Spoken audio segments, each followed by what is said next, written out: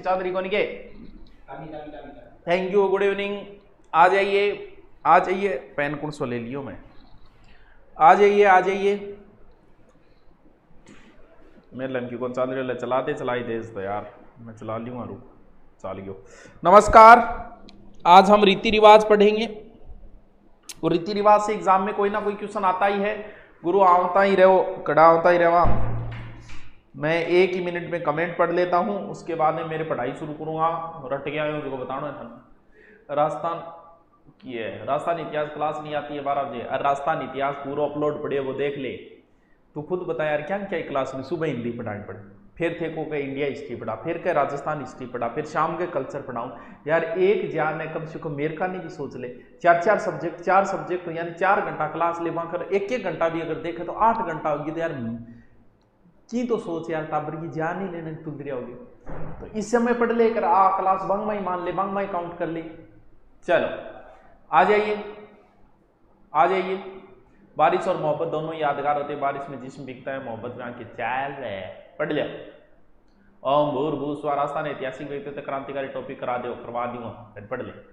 तो टाबरो आज आप पढ़ांगा रीति रिवाज। रीति रिवाज से कहीं ना कहीं छोटा मोटा क्वेश्चन घुमा फिरा के आ ही जाता है और हर एग्जाम में यहां से कोई ना कोई क्वेश्चन पुटअप होता ही होता है।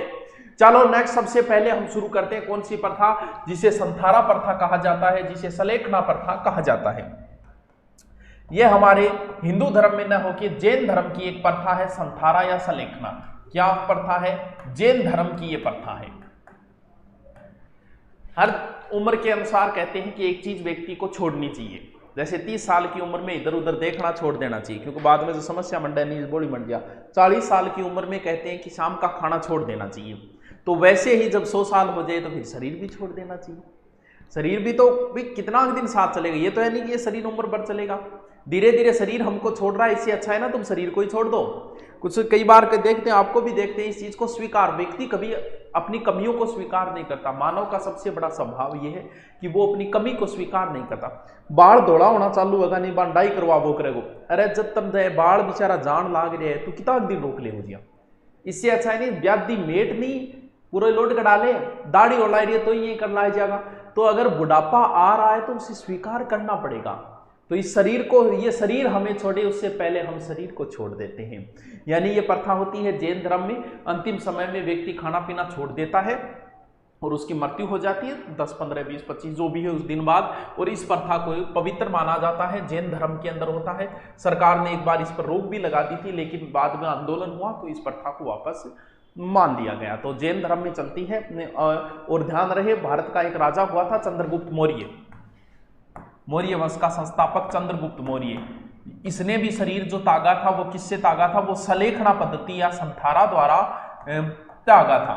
स्वर्ण बेलगोला कर्नाटक चला गया था भद्रबाहु की दीक्षा लेके, और वहां पर उसने जो शरीर त्यागा था वो किससे त्यागा था? संथारा प्रथा से। ठीक है जी, याद रह जा सी नॉर्मल है बस इतना ही ना। संथारा प्रथा कौन सी में होती है? सर 18 बाल से। अरे सफेद आ गया कोई बात को, लेकिन स्वीकार तो करो। आ गया मतलब बूढ़ा होने लग रहा है, लेकिन स्वीकार कौन करेगा? मैं बूढ़ो को नहीं। अरे स्वीकार कर ले। आदमी जब किसी चीज को स्वीकार कर लेता है ना, फिर तो बस कहने की स्वीकार नहीं करते हम लोग। तो चलो कोई बात नहीं, नेक्स्ट चलते हैं संथारा प्रथा के बाद में हम समाधि प्रथा। यह हमारे हिंदू धर्म में बड़ी ही पवित्र रिवाज थी, लेकिन सरकार ने इस पर रोक लगा दी है। पहले लोग साधु संत जो होते थे या फिर कोई बड़े लोग होते थे या साधु संत, बहुत सारे हमारे लोग संतों ने भी समाधि ली है। तो समाधि लेते थे वो, यानी पानी के अंदर समाधि ले लेते थे या भूमि के ऊपर समाधि ले लेते। लेकिन वर्तमान में सरकार ने इसे सुसाइड के अंदर घोषित कर दिया। यार वर्तमान में अगर कोई समाधि ले रहे तो पुलिस वाला पकड़ के भी इन्हें ले जाएगा। सबसे पहले जो प्रयास हुआ था 1844 से, मेजर लड्डू भी बोलते हैं उसे, जयपुर का राम सिंह के समय इस प्रथा पर रोक लगी थी और 1861 में समाधि प्रथा पर भारत में पूर्णतः रोक लग गई। यानी हमारे जितनी भी कुरीतियां रीति रिवाज थी उनमें से 90% रीति रिवाज अंग्रेजों के समय बंद हो गई थी। अंग्रेजों ने इन प्रथाओं को बंद कर दिया था। ठीक है। और अनुच्छेद 21 जो है प्राणदेही स्वतंत्रता का अधिकार, उसके तहत आप सुसाइड नहीं कर सकते, तो इसे सुसाइड में शामिल कर लिया गया है। तो वर्तमान में ये प्रथा बंद है। संथारा प्रारंभ है लेकिन समाधि प्रथा को बंद कर दिया गया है। ठीक है, याद रहे सी छोटा वाले दिल दर्द मुझे खींच रो वाले यार जी तो करे अपन, कोई बात नहीं। अब देखिए, यह है सती के प्रकार। सबसे पहले तो हमें यह समझना होगा कि सती है क्या। सती प्रथा, सती प्रथा के बारे में एग्जाम में घुमा फिरा के कहीं ना कहीं कोई ना कोई क्वेश्चन पुटअप होता ही। तो हम सबसे पहले सती प्रथा के बारे में थोड़ा सा जानने की कोशिश करते हैं कि व्हाट इज द सती प्रथा। सती वैसे तो दोस्तों पार्वती का प्रायगाची माना जाता है। कहते हैं कि माता पार्वती के पति भगवान शंकर और उनके ससुर की थोड़ी कम बनती थी, आपस में मेलजोल कम था। तो कहते हैं कि उनके ससुर ने कोई प्रोग्राम रखा था बड़ा, तो उसमें बुलाया नहीं शिव जी को। तो माता पार्वती बोली मेरे पापा प्रोग्राम रखे मत जाऊं, थे भी चालो। बोल बावड़ी मैं कौन जा उसको देख, तेरे तो पापा को घर है, तू तेरे आदमी पिता के घर बिना बुलाए भी जा सके, लेकिन मैं जा कौन सू, तू चली जा। तो कहते हैं कि माता पार्वती चली गई वहां, और वहां पर उसने देखा कि सबके सिंहासन लगे हुए थे, शिव जी का सिंहासन नहीं था। तो इस पर गुस्सा आ गया माता पार्वती को और वो अग्नि में कूद गई थी। तो वो पहली सती मानी जाती है। लेकिन ध्यान रहे हमारे धर्म ग्रंथों में सती का कहीं भी जिक्र नहीं है, ना चारों वेदों में कहीं सती का जिक्र है, ना रामायण के समय सती का जिक्र है, ना महाभारत के समय सती का जिक्र है। रामायण में दशरथ की मृत्यु हुई तो दशरथ की 3 पत्नियों में कोई भी सती नहीं हुई थी। आपने रामायण सबने देखे, रामायण महाभारत में भी इसका कहीं जिक्र नहीं है। लेकिन फिर भी कहीं ना कहीं ये किस रूप में आई ये पता नहीं चला। धीरे धीरे ये प्रथा आ गई। तो कहते हैं कि भारत में सती का सबसे पहला प्रमाण जो मिलता है वो एरण अभिलेख के अंदर मिलता है। भारत में सती का सबसे पहला प्रमाण है एरण अभिलेख। कब है एरण अभिलेख? 510 ईस्वी। ये भारत में सती का सबसे पहला प्रमाण है। शासक था गुप्त वंश का शासक था भानुगुप्त, उसकी पत्नी थी गोपराज। तो उसकी उसका सेनापति था गोपराज, उसकी पत्नी थी कोई सीता नाम था। तो वो सती हुई थी, वो भारत की पहली सती है। तो सर राजस्थान की भी बताओ। राजस्थान की पहली सती जो है वो मिलती है हमारे जोधपुर के घटियाला अभिलेख में, यानी राजस्थान की पहली सती का उल्लेख मिलता है घटियाला अभिलेख 861 ईस्वी का। इसमें राजस्थान की पहली सती का, आप शॉर्ट में लिख लेना, जो भी कर लेना शॉर्ट में लिखते जाना, राणुका की मृत्यु हुई थी, उस पर उसकी पत्नी कोई सती हुई थी, उसका उल्लेख मिलता है। अब देखो सती के 3 प्रकार माने गए, सीधा सीधा है 3 प्रकार। अनु का अर्थ क्या होता है? पीछे। अनु का अर्थ होता है पीछे बना। हो सकता है पति कहीं और जगह मारा जाए, या फिर बाद में ऐसी सिचुएशन आ जाए कि बाद में सती होना पड़े। सर हाँ, प्रजापति दक्ष थे, बिल्कुल। संपल देवी, हाँ संपल देवी है मुना, तेरी बिल्कुल एकदम से सही बात है। राजस्थान की पहली सती संपल देवी है, ठीक है। अब देखो, अब ये बताओ वो बुला दियो थे। हाँ, अनु का जैसे अगर कोई महिला गर्भवती है तो वो सती नहीं हो सकती थी, पहले बच्चे को जन्म दो उसके बाद। अब पति का तो दाह संस्कार पहले ही हो गया, तो फिर उसको सती, तो उसकी किसी निशानी के साथ, जैसे पैंट है या फिर कोई और निशानी के साथ। आपको पता है कि तलवार विवाह होता था, राजपूतों में एक परंपरा थी इस विवाह की। अब आपने नहीं सुना होगा। मान लो कि किसी वजह से राजा को समय न हो, वो कहीं और गया हुआ हो, और विवाह के समय ऐसी कोई स्थिति पैदा होगी कि राजा न आ सके, तो राजा जो है, राजकुमार जो अपनी तलवार भेज देता था और उस तलवार के साथ विवाह हो जाता था। तो वो भी एक प्रकार का विवाह हुआ करता था। आपने हो सकता है नहीं सुना होगा। तो अनुमरण क्या होता है? अनु का अर्थ होता है पीछे, उसकी किसी निशानी के साथ जो मरना होता है वो होता है अनुमरण। फिर है सहमरण या सहगमन। सह को मतलब सागे जानो, जैसे ही पति की मृत्यु हुई उसकी चिता के ऊपर बैठ के सती होना क्या कहलाता था उसी समय, तात्कालिक स्थिति में। मां सती तो बहुत कम उदाहरण मिलते हैं, कोई उदाहरण भी नहीं सुना मैंने। तो पुत्र की मृत्यु पर माता कई बार सती हो जाती थी उसके साथ। तो ये जो रिवाज थी वो धीरे धीरे बढ़ती गई, और इसके बाद में लोगों का ध्यान आकर्षित किया इस रिवाज ने। क्यों? क्योंकि उसमें जो 100 सती हुई थी उसमें 1% तो अपनी मर्जी से होती थी, 99% जबरदस्ती कर देते थे। कैसे जबरदस्ती? सती जो होती थी उसको पूरे 16 श्रृंगार करती थी, वो जिस रास्ते से गुजरती थी उसमें कई मंदिर वगैरह आ गया तो दान करती हुई जाती थी, सोना वगैरह। फिर क्या है, चिता के ऊपर बैठ जाती थी, हो सकता है उसको नशा दे देते थे, जिसको जबरदस्ती सती किया जाता। बार कर लोग खड़ा हो जाता। अब 12 बेचारी तो जाकर उसका लट ले, 12 खड़े हैं तो 12 जोर जोर ढोल बाजन ला जाता, सती दादी जय करेंगे। तो जबरदस्ती, ऐसा उदाहरण हुआ राजा राम मोहन राय, उनकी भाभी को जबरदस्ती सती किया जा रहा था, तो उन्होंने सती प्रथा के ऊपर प्रयास किया, सती प्रथा को। वैसे इससे पहले भी मोहम्मद बिन तुगलक और अकबर ने भी प्रयास किया था। मोहम्मद बिन कासिम, अरे वो मोहम्मद बिन कासिम वो सती नहीं है, उसका आगे जिक्र करूंगा, तुम लोग कंफ्यूज ही रहते हो किसी ना किसी चीज के अंदर। तो इसके बाद में राजा राम मोहन राय ने 1829 में और प्रयास किया, और विलियम बेंटिंग के समय और सती प्रथा पर धारा 17 के तहत पूर्णतः रोक लगा दी। आईपीसी की धारा 17 के तहत ध्यान रहे सरकार की तरफ से रोक लगी है, लेकिन वैसे ही चल रहा है। जैसे बाल विवाह पे सरकार की तरफ से रोक है, लेकिन दे धड़ाम बाल विवाह होने लग रहा। तो सती प्रथा कोई बंद नहीं हुई थी, लेकिन एग्जाम में थर्ड पिछली बार रीट के अंदर जो क्वेश्चन आया था वो यहीं से आया था कि किस अधिनियम के तहत लगी। तो ये ध्यान रखना कौन सा है, 1829 राजा अधिनियम 17 के तहत या धारा 17 के तहत, आईपीसी की धारा 17 के तहत इस पर रोक लगी थी। और इस रोक के बाद में सर्वप्रथम अलवर के बन्ने सिंह थे, उन्होंने रोक लाई, लेकिन उससे पहले प्रयास जरूर हुए थे। जैसे बीकानेर रियासत में भी बंद हुई थी, राम सिंह के समय जयपुर में भी बंद हुई थी 1825 के अंदर। अब बात है कि अंतिम सती कौन सी है। अब देखिए अंतिम भूकंप आगड़ा भूकंप गड़ा, ध्यान रहे सती प्रथा सर्वप्रथम राजस्थान में 1822 से बूंदी के विष्णु सिंह ने बंद की थी।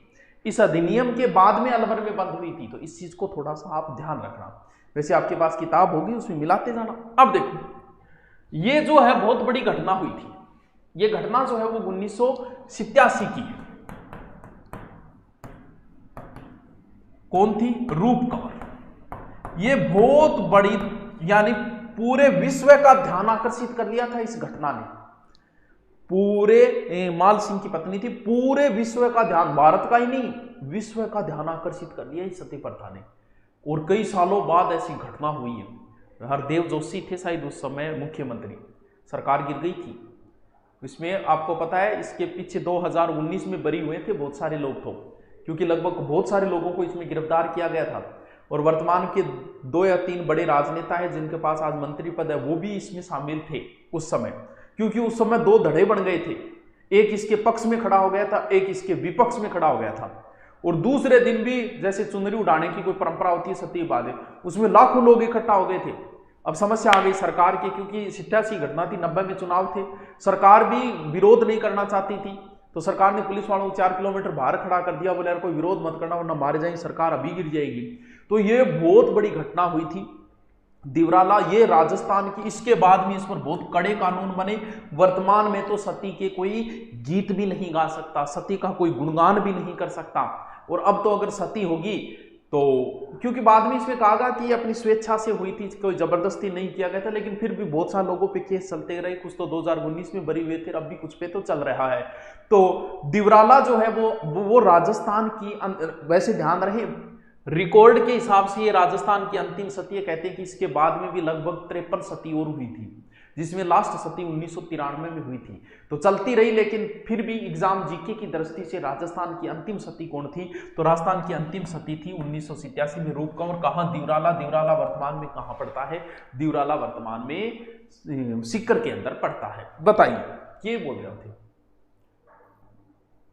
हैं?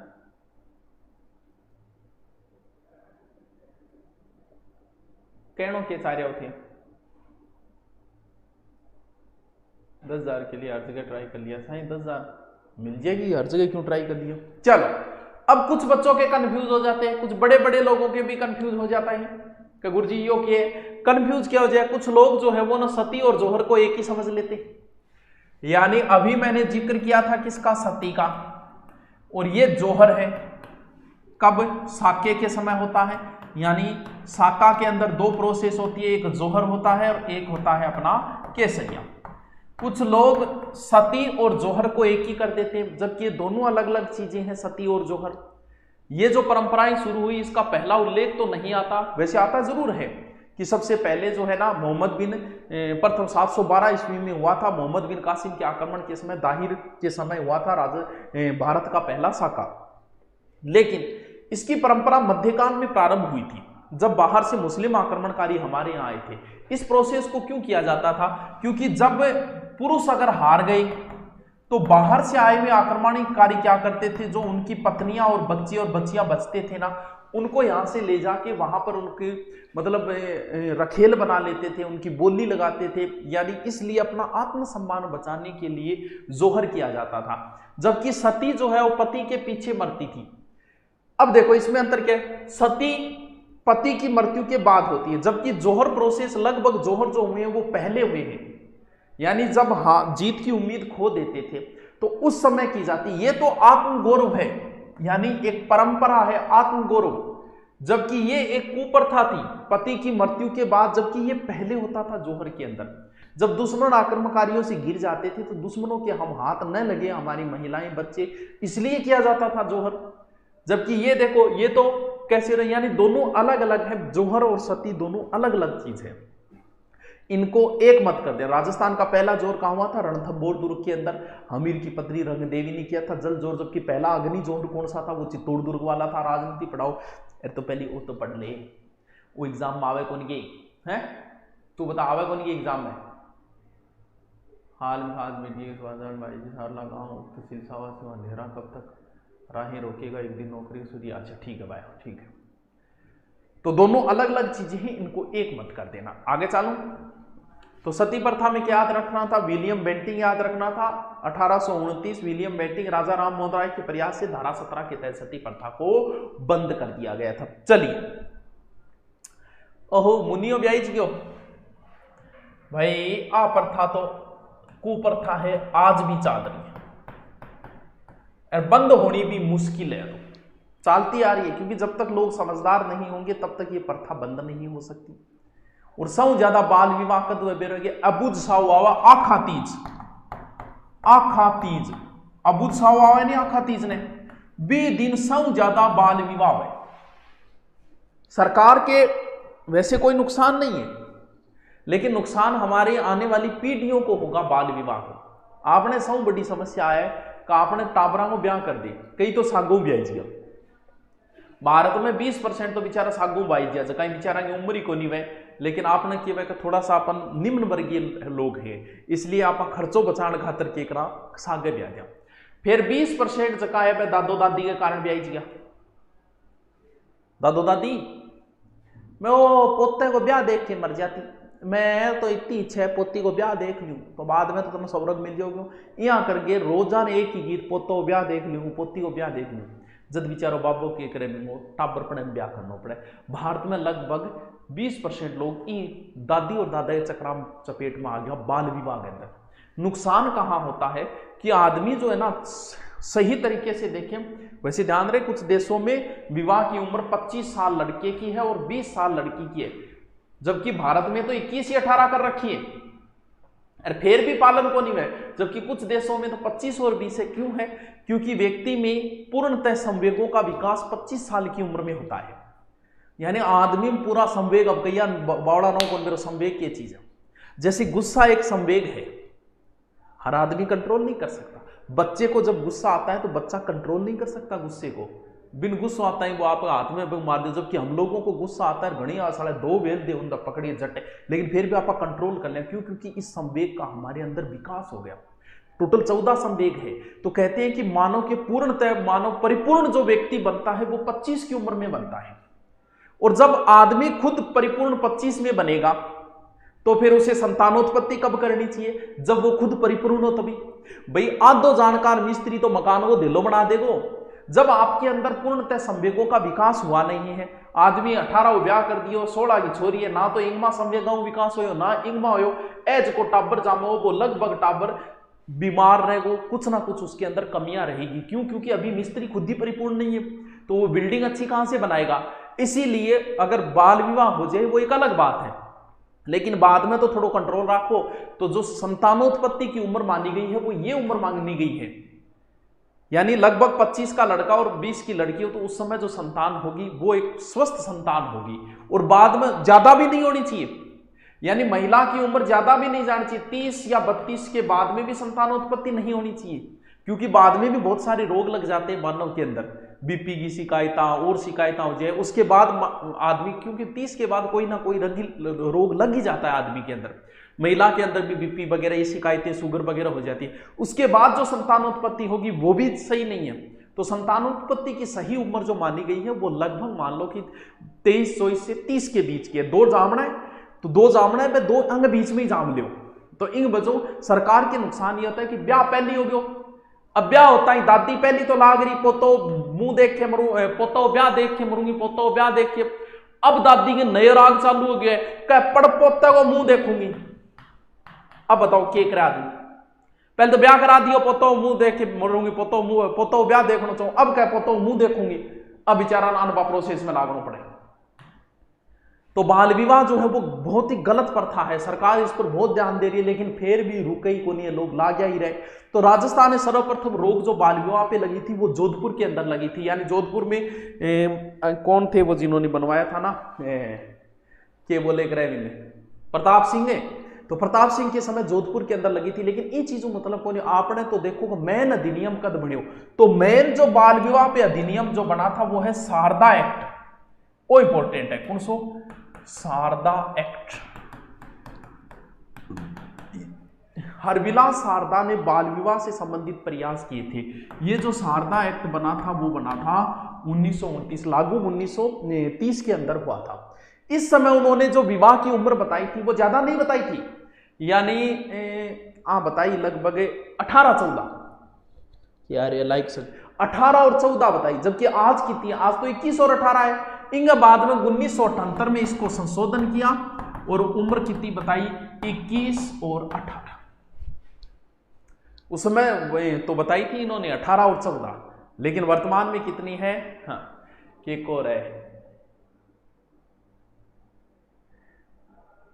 कह दिए जाट आया था जुजू वाला, किन कहना है? कहनो ना तो बता, कह दूंगा कोई बात को नहीं, आयोजन पर आ तो बता कहनो किन्ने मना है? क्या गरा राके मुकलाओ बाद में करता पड़ना, तो अभी तो क्या मुकलाओ। शारदा एक्ट 1 अप्रैल 1930 लागू, बिल्कुल रीना, बिल्कुल सियाणी बात है तेरी।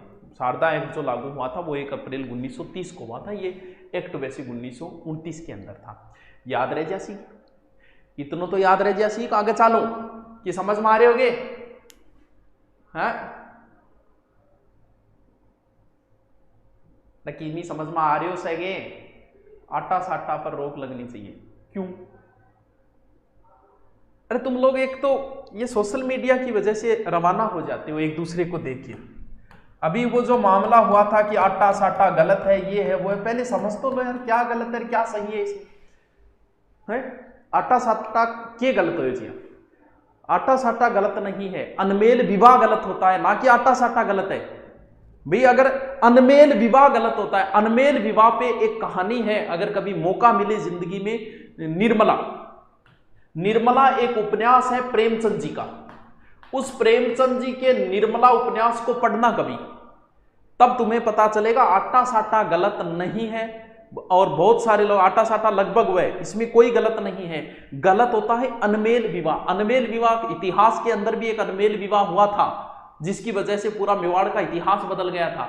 अनमेल विवाह क्या होता है कि जिसमें उम्र का अंतर ज्यादा हो। विवाह के अंदर 8 से 10 साल का उम्र नहीं होना चाहिए, इससे ज्यादा का अंतर अगर हो गया ना 3, 4, 5 साल तक चलता है। अनमेल विवाह वो होता है कि मक्कू 40 को है, लड़की बेचारी 21 साल की, इसे अनमेल विवाह बोलते हैं। ये गलत है, ना कि आटा साटा गलत है। दोनों उम्र सही है तो बढ़िया बात है, दोनों अच्छी रिश्तेदारी है, समस्या कहाँ आई? तो हम लोग क्या है कि रवाना हो जाते हैं किसी एक पोस्ट को देख के। तो आटा साटा गलत नहीं है, अनमेल विवाह गलत है। अनमेल विवाह पे एक उपन्यास है प्रेमचंद जी का, जिसमें एक डैनियो एक छोटी छोरी सा ब्याह करे, उसका पूरे परिवार का पतन हो जाता है। अनमेल विवाह कभी सक्सेस नहीं होते। तो अनमेल विवाह गलत है, एज का अंतर ज्यादा नहीं होना चाहिए, जबकि आटा साटा वैसे कोई गलत प्रथा नहीं है। होता है परिवारों में विवाह नहीं होते क्या आपस में, इसमें गलत कहाँ हुआ ये बताओ। लेकिन आटे साटे के अंदर समस्या कई बार पैदा हो जाए, ये गलत होता है। ठीक है, बताओ रंग पैन बदल लूंगा, कठू आटा साटा ले ले बीच में, मतलब ज्ञान को तो भरिया पड़िया। फेसबुक यूनिवर्सिटियों जो का ज्ञान लिए नहीं, वह तो धन्य है, वह तो मान दो कोई रोकनी ही को नहीं है। तो फेसबुक यूनिवर्सिटियों पर डेटा टापरिया है। हाँ राहुल की उम्र, चलो कोई बात नहीं। शारदा एक्ट बताई दिया 1929 की है। शारदा एक्ट किससे संबंधित है? बाल विवाह से संबंधित है, इसका मैंने जिक्र कर चुका हूं। चलिए, विधवा पुनर्विवाह अधिनियम, ये सारी कुप्रथाएं आज आपको बहुत बड़ी कुप्रथाएं लग रही है, लेकिन जब अंग्रेजों ने इसका विरोध किया था तो 1857 उनकी क्रांति हुई थी। उस समय हम लोगों की कितनी गिरी हुई मानसिकता थी कि अंग्रेजों ने सारी कुप्रथाएं लगभग अंग्रेजों ने बंद की थी। और अंग्रेजों का इतना विरोध हुआ, इसका तो भयंकर, यानी सती प्रथा का तो इतना विरोध हुआ था, यहां से एक संगठन इंग्लैंड चला गया था सती प्रथा को, बोल बंद नहीं होनी चाहिए आप। तो सोच को कभी टाइम सती प्रथा को, यानी अंग्रेजों को बहुत सामना करना पड़ा था। अब देखिए विधवा पुनर्विवाह अधिनियम, ये 1856 यानी 18वीं क्रांति से जस्ट पहले ईश्वर चंद्र विद्यासागर के प्रयासों से, उसमें कौन था, डलहौजी, डलहौजी के समय इसको प्रयास किया गया था। तो ये जो बाद में बंद हुआ, जो हुआ था 27 जुलाई और 1856 धारा 5 के तहत ये अधिनियम डलहौजी के समय बना है, जबकि लागू किसके समय हुआ था, लागू हुआ था कैनिंग के समय। वैसे राजस्थान में शासक जय सिंह, इन्होंने भी इसके संबंधित प्रयास किए थे। अब समझो इस चीज को, विधवा पुनर्विवाह क्या होगा कि विधवा का दोबारा विवाह करना किसी के साथ। अब उस समय इसका बहुत होता ही नहीं था विधवा पुनर्विवाह, आज ही बहुत सी जातियों विधवा पुनर्विवाह नहीं होता। तो उस समय विधवा पुनर्विवाह का बड़ा विरोध हुआ था भाई साहब, खतरनाक विरोध हुआ था। और अब विधवा पुनर्विवाह, क्योंकि उस समय का वैधव्य जीवन जो था ना, एक विधवा का जीवन नरक से भी बेहतर था, सच्चाई ही। तभी तो महिलाएं सती होना ज्यादा अच्छा समझती थी। आज विधवा के साथ किसी प्रकार का दुर्व्यवहार नहीं होता हमारे। उस समय आपको पता है कि जो विधवा हो जाती थी ना, उसके बाल काट देते थे, यानी पूरी पूरी सिर लोड कटाई छोड़ देता। गहने पहनने का अधिकार नहीं था, एक कोई ड्रेस नहीं होती बाप पहन देता, सुबह निकलन कौन देता, मतलब पहले दिन के पहले मुंह धोने दे, और कोई भी प्रोग्राम में कौन जान देता, शादी विवाह और अपशुकुन मांगता, तो यानी और या मतलब रोटी भी दूर देनी, इस तरीके, यानी विधवा का जीवन नरक से भी बेहतर था। तब महिला सोचती थी कि इससे अच्छा तो है सती हो जाए, तो इस वजह से सती प्रथा का प्रारंभ हो गया था। और अब जो है ना विधवा पुनर्विवाह अधिनियम, इसका भी बहुत विरोध हुआ था, लेकिन ध्यान रहे कब लागू हुआ, ये 1856 के अंदर विधवा पुनर्विवाह। ध्यान रहे डलहौजी ने इससे संबंधित नियम बनाए थे। ये धारा 5 है, सती प्रथा धारा 17 के तहत है, और अब ये क्या है, कैनिंग के समय लागू हुआ था। याद रह जासी गे, अरे रह जासी गे, हैं बिल्कुल। हाँ गुरु जम्बो जी, बहुत सारे लोक देवताओं ने, लोक संतों ने प्रयास किया था, बिल्कुल सही है ये बात। प्रेम रोग फिल्म है, हाँ होश के, हाँ जी, हाँ जम्बेश्वर जी ने विधवा पुनर्विवाह का समर्थन किया था, बिल्कुल सही बात आपकी। चल ओहो, ये तो बस पूछो ही ना, या तो बढ़ती जा रही है, वो तो बढ़ता ही जा रही है। मतलब आईएएस बन गयो 1 करोड़ देज, आरएस बन गयो 40 लाख, कांस्टेबल 10 लाख, फिक्स हो रहे हैं उनमें। दहेज के पैसों से आज तक कोई करोड़पति नहीं हुआ। सुना है कभी क्या दहेज का भी साधन बिजनेस चालू कर लियो। आप अपने रिश्तेदार को कर्जाइत करके कभी पैसे वाले नहीं बन सकते। तो दहेज और रिश्वत के पैसों का आदमी कभी आनंद नहीं ले पाता। तो दहेज प्रथा अधिनियम जो बना था, वो बना था 1961। शुरुआत में ये सही प्रथा थी, आज भी वैसे गलत नहीं है। गलत कहां हो जाता है इसके अंदर, शुरुआत में वही बात है कि भी आदमी आपके बेटी को ब्याह करे तो भी बेटी की सुख सुविधा खातर कुछ चीजें दे देते, राजा महाराजा भी दे देते थे, कुछ चीजें दे देते थे।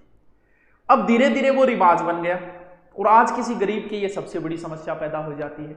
लोग मांगना शुरू कर देते हैं इसके अंदर। फिक्स रेट बता दी नहीं, नौकरी लागेड़ो और बिना दहेज ब्याह करे, ये तो अपवाद स्वरूप मिलता है। या नौकरी लागो दहेज कन्फर्म लेगा, धन्य है। तो दहेज प्रथा जो है वो कब, 1961 में इससे संबंधित अधिनियम बना था। बस इतना ही ध्यान रखना, बाकी थोड़ा ज्यादा इन पर चर्चा कौन करा, कोई गुरु मान चलो कोई बात नहीं, लाडनो कांस्टेबल। चल दापा प्रथा, अरे क्या क्यों छा रही है दापा प्रथा, आके चीज वह भी दापा प्रथा नाम सुने डगे, और दहेज को उल्टो है। यह बात भी सही है, पहले महिला वाला, आज भी दहेज है तो नौकरी और वर्क क्यों देखे, बात तो घूम फिर के बैठिया चाहिए, कहीं ना कहीं स्वार्थ तो होता ही होता है। तो ये जो दापा, ये दहेज का उल्टा है, यानी ये एक प्रकार का वधु मूल्य है, वधु रेट है। ये राजस्थान पुलिस के एग्जाम में पूछा जा चुका है। दापा क्या है, दापा है वधु मूल्य, दापा है। याद रह जासी के, रह जासी के बाट की डोली और बंद हो सी के नहीं, वैसे कोई गलत नहीं बेर। अरे कुछ प्रथाओं को हमें समझना पड़ता है, कहां गलत है कहां सही है।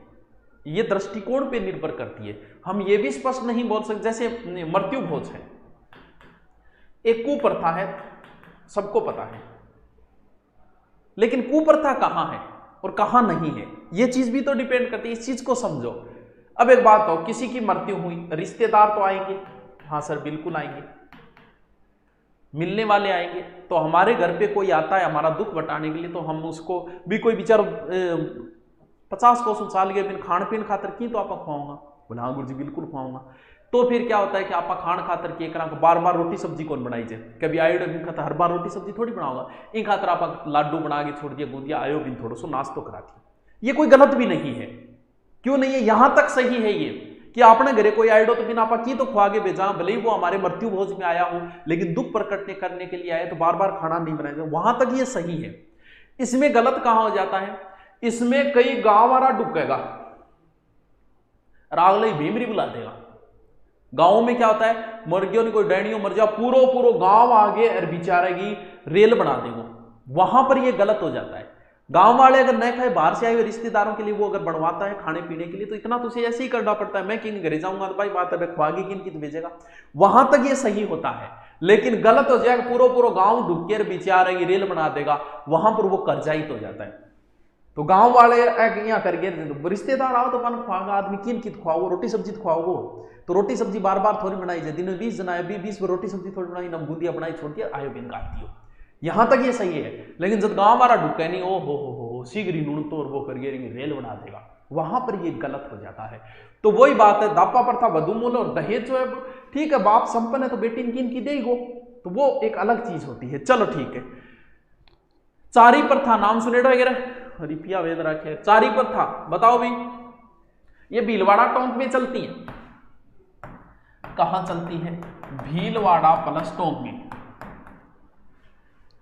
इंगी बचों बुराइया होगी, लो 2-3 बार आपकी छोरी को ब्याह कर देता, यानी इमा के हो तो चारी प्रथा उसके थे, नाम नहीं भी सुने। लड़की के माता पिता कन्या का मूल्य लेते, कन्या का मूल्य लेते, दाम ले, समझ में आई ये बात नहीं, समझ में आई ये बात है, समझा गए क्या कहना चाह रही हूं मैं।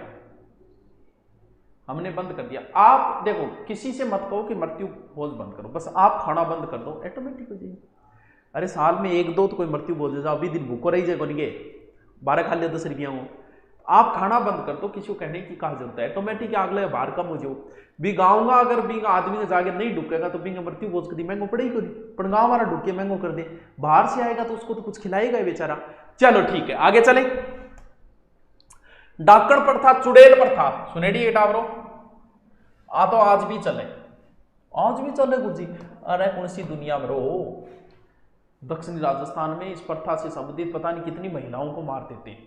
गुरु जी के करे कि कोई महिला है बिंग बिचारी के दगड़ मारसी, कैसी डाकण बन गई। अब एक बात तो थारे कोई दगड़ मारे तो थे पाछो मारोगा, अब पाछो थे मारो बोलो ले डाकण तो बड़ी गई, यहाँ करके बेचारी दगड़ पत्थर करके मार दे।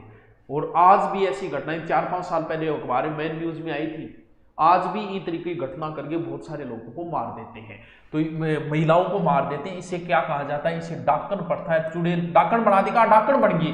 हाँ, दक्षिण राजस्थान में सर्वाधिक आदिवासियों में चलती है। 1853 में मेवाड़ भीलकोर, MBC होगी, मेवाड़ भीलकोर के जी ब्रुक ने इस पर रोक लगाई थी। फिर मेवाड़ के शासक हुए थे स्वरूप सिंह 1857 के क्रांति वाले, स्वरूप सिंह ने भी डाकण प्रथा पर रोक लगाई थी।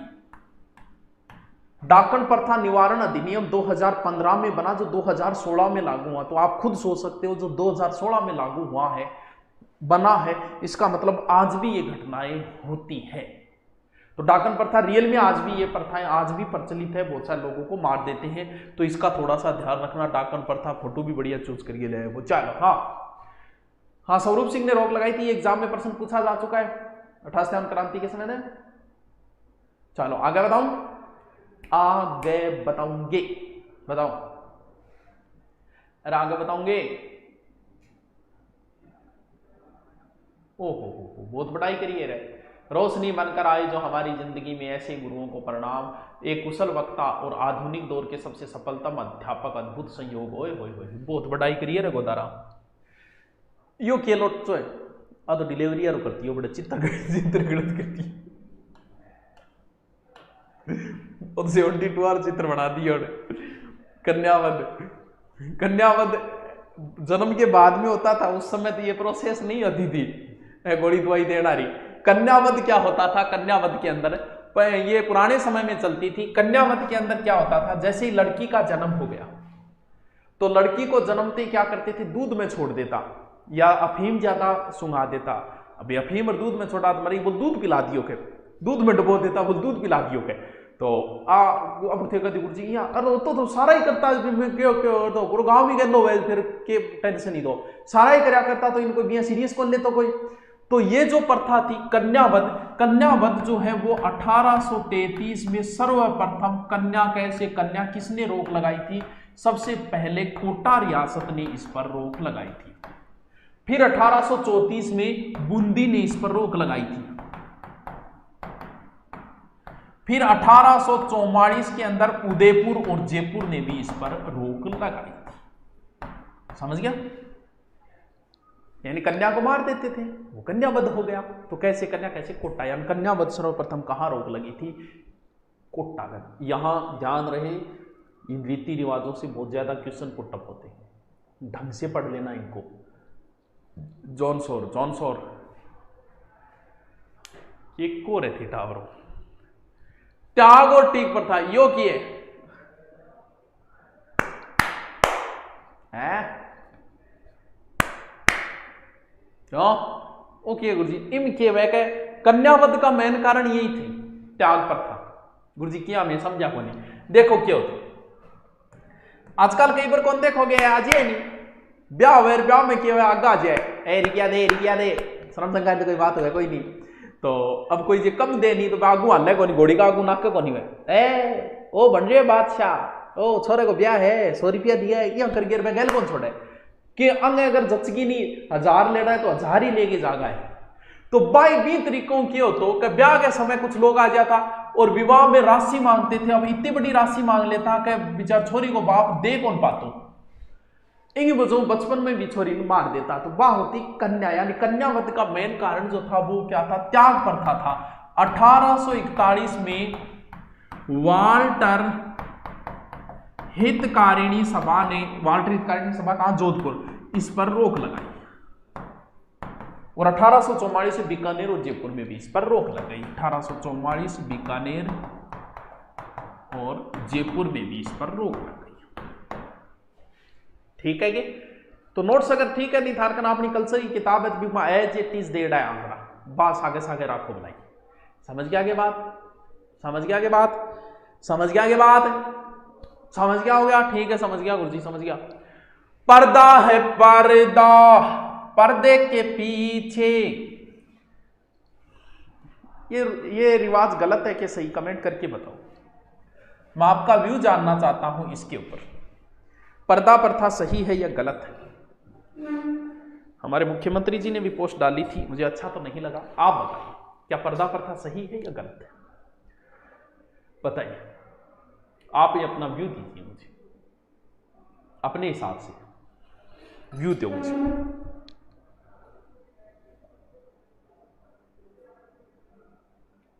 बताओ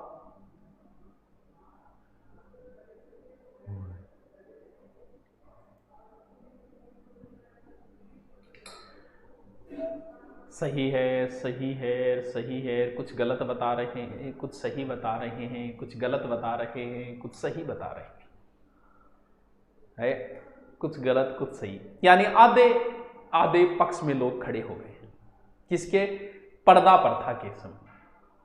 अब इसे आप क्या मानोगे, सही मानोगे या गलत मानोगे। पर्दा करना पता नहीं किस लोगों ने इसे कुरीति बना दिया, जो भी है मेरा अपना व्यू है, मैं इसका समर्थन न करके मेरा अपना व्यू है, मेरा अपना मत है इससे संबंधित। बहुत सारे लोगों का मत यही आएगा कि ये सही है। क्यों, किसी कोई हमारे सर के ऊपर वस्त्र रखना किसी का सम्मान होता है। हम लोगों को नहीं पता, हम लोग मंदिर में भी सिर उगाड़ा चले जाओ, भगवान के सामने कभी भी नंगे सिर नहीं जाया जाता। और बहुत सारी जगह में तो आपको प्रवेश ही नहीं करने देंगे, यानी जो इस बात को जानते हैं जैसे गुरुद्वारा है वहां प्रवेश ही नहीं करने देंगे। सर के ऊपर कुछ रखो, क्यों? क्योंकि वो सम्मान है सामने वाले का। तो हमें भी जब भी मंदिर में जाए तो हमें भी सर के ऊपर कुछ, क्योंकि नंगे सिर जाना अपमान होता है। पर्दा किन से किया जाता है? जेठ से किया जाता है, ससुर से किया जाता है। तो सर के ऊपर पल्लू रखना एक सम्मान है, ना कि कुरीति है। उसका सम्मान करना है के पतो चालो फिर, यानी उसका आदर करना है। जैसे ही रखा वो आदर करना होता है इसके अंदर। और जिस दिन ये पूर्णतः समाप्त हो जाएगा उस दिन आपको अखबार की हेडिंग मिलेगी, बहू ससुर के साथ रातों रात फरार। क्यों? क्योंकि ये जो बीच में मतभेद होना अति आवश्यक है, वरना पूरा समाज की कल्चर समाप्त हो जाएगी जिस दिन पर्दा प्रथा पूर्णतः समाप्त होगी। ऐसी घटनाएं सबसे ज्यादा सुनने को मिलेगी। तो जहां सही है वहां जायज है, बाहर नौकरी करे कोई जरूरी नहीं होती, लेकिन घर के अंदर जेठ और ससुर को किस तरह पता चले बुई भी है जेठ भी है। तो इस वजह से बहुत से समाज के अंदर अगर ये चीजें बचानी है तो इसके लिए कहीं ना कहीं थोड़ा बहुत इसकी जरूरत होती है। बाकी जाने मुख्यमंत्री जी करते हैं इसका विरोध, चलो कोई बात नहीं। तो पर्दा प्रथा जो है वो कब प्रारंभ हुई थी? वो गुप्त काल में हुई थी, और विशेष रूप से इसको बढ़ावा मिला था मध्यकाल के अंदर। क्यों? क्योंकि विदेशी आक्रमणकारी जो आते थे ना, वो देखता कोई सुनी दिखती बिन उठा के ले जाता, सुनी दिखती बिन उठा के ले जाता। जब बोले आपने किया मुंह ढक के रखो, बेरो के पड़ो सुनिए को जी आंख आंख दिखने दो, आंख सगड़ाई एक सुनी भई है।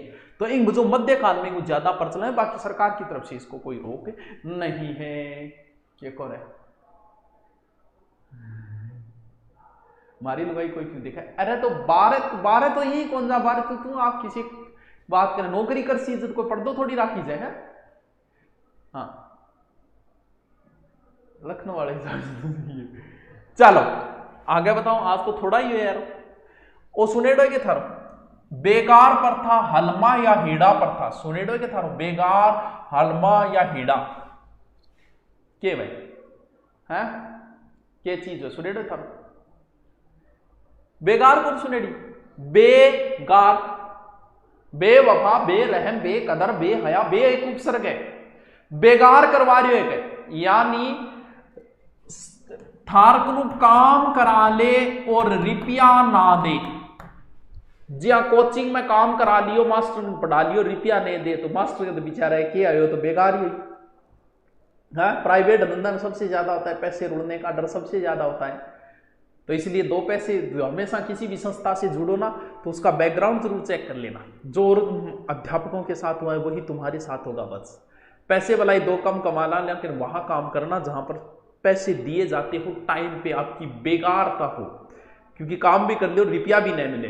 तो ये जो है वो बेगार प्रथा या हलमा या हीड़ा का इसका हाड़ी क्या नाम, हाड़ी भी तरीकों से शब्द है, यानी बिना काम और सिर्फ रुपया। पुराना टाइम में दुर्ग बनाता, कोई रुपया कौन देता, पकड़ के लिया था और काम लगा देता। तो बी टाइप की चीजें होती है बेगार प्रथा। 1976 में अधिनियम बनाकर इसे क्या किया गया था, समाप्त। और बूंदी में तो महिलाओं तक को बेगार दी जाती। कहां? बूंदी में तो महिलाओं से बेगार थी, बूंदी में महिलाओं से बेगार दी जाती थी। और अनुच्छेद 23 के तहत, क्यों? क्योंकि अनुच्छेद 23 है ना, किससे संबंधित है? इसी से संबंधित है। अनुच्छेद 23 के तहत इसे क्या कर दिया है, गैर कानूनी कर दिया गया। तभी तो अगर जेल में भी आपसे काम करवाया जाए, जेल में काम करवाया तो बिना भी रुपया दीजिए, क्यों? क्योंकि वरना फिर वो बेगार में आ जाएगा। समझ गया बात में? तो ये जो चीज है थोड़ा सा ध्यान रखना। बेगार, हलमा या हीड़ा बात एक ही। और बूंदी में किसान आंदोलनों के समय भी पढ़ते हैं कि बूंदी में महिलाओं से भी बेगार ली जाती थी। समझ गया? तो बोलो टाबरो, आगे बताऊं? बढ़िया लाग रही होगी, बढ़िया लाग रही हो तू आगे बता दियो। सागड़ी बंधवा मजदूरी हाड़ी, वो तो सुने रहेगे मारे खेत है मैं हाड़ी राख रखे, आ तो बहुत ही गलत प्रथा है। हाड़ी के अंदर क्या हो तो जी हाँ, मेरे को कोई 50,000 रुपया उधारा ले गयो। पुराने समय बात है, आजकल ये चीजा को नहीं, आजकल केस ठोक दे। आजकल रुपया उधारा देड़ा है नहीं, पाछा मांगना तो भी केस ठोक दे। गुरु जी केस के लगा दे कि मैं रुपया उधारा लिया, मेरे दे जा कोनी, मैं मनोमानसिक रूप को परेशान करे, मैं सुसाइड करूंगा। तो भाई यार आजकल एक अलग आजकल कानून बन गया। तो बी टाइम के कहता 50,000 रुपया उधारा ले लिया, जो रुपया नहीं दे जाए कहता मेरे काम कर रुपया उतार। अब नहीं उतरे तो वो मर गयो तो बिंगो छोरो काम करो। आड़ी राख लेता बेचारा, यानी सिर्फ रोटड़ी खाने देता और बेचारे को काम करवाया करता। तो बा क्या मांगी, बा बेगार सागड़ी बंधुआ मजदूरी आगी। इनके खिलाफ भी 1961 में अधिनियम बना था जो 1975 में लागू हुआ था, और इसे अनुच्छेद 23 के तहत इसे भी गैर कानूनी घोषित कर दिया गया। यानी एक तरीकों इनके बनानो है, नौकर बनानो है। आड़ी सिर्फ रोटड़ी खाने दे और रुपया पैसों की दे। कोई पुराने टाइम में होता बहुत मिल जाए, पुराने टाइम में बहुत चालिया करती, खेत में काम कराबो करता रोटी सट्टे, वो तो हाड़ी कोई रुपया उधारा ले ले तो नहीं भी टाइम वो। चलो मानव व्यापार समझोगे कि